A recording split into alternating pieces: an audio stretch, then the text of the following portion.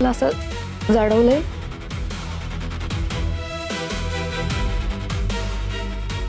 की आपण कोणावर प्रेम करतो त्यापेक्षा आपल्यावर कोण जीवापाड प्रेम करतं हे जास्त महत्वाचं.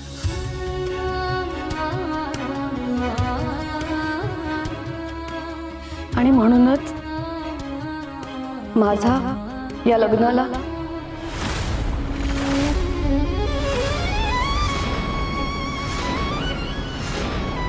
होकार.